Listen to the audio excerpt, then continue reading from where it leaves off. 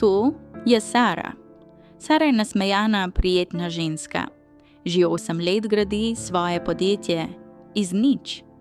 Ljudje jo poznajo kot tisto, ki zmore vse. Samo Sara ve, da to ni čisto res. Vsako jutro vstane s seznamom nalog, ki je daljši kot včeraj. Vsak večer zaspi s telefonom v roki.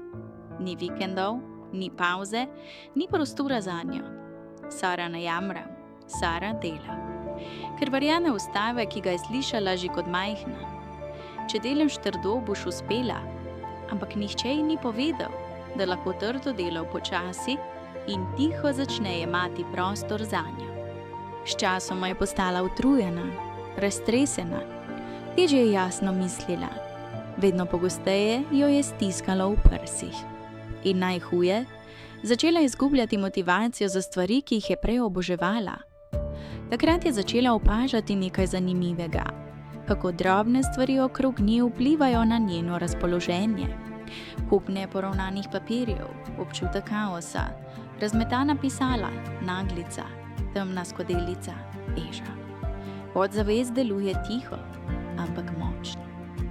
Nekega dne prijateljica reče: Sara, ti rabiš nekaj, kar te spomni nate, ne samo delo, in ji prinese darilo.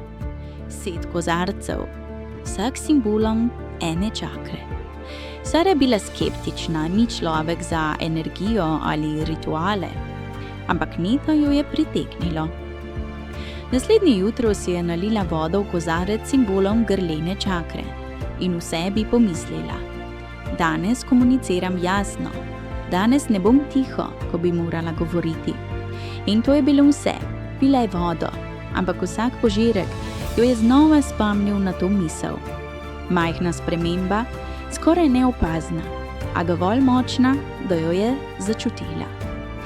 Kasneje je zasledila raziskave, ki kažejo, da ponavljajoče afirmacije zmanjšujejo stres in pomagajo umu, da lažje procesira izzive. Ni čudež, ni magija. Kar vidiš večkrat na dan, postane del tvojega notranjega dialoga. Pri Sari se niso zgodile velike spremembe, dogajale so se majhne, vsak dan. Namesto panike več jasnosti, namesto preplavljenosti več nadzora, namesto dvoma več zaupanja vase. In tisti nasmeh, ki ga je nosila za druge, se je vrnil. Tokrat zanjo.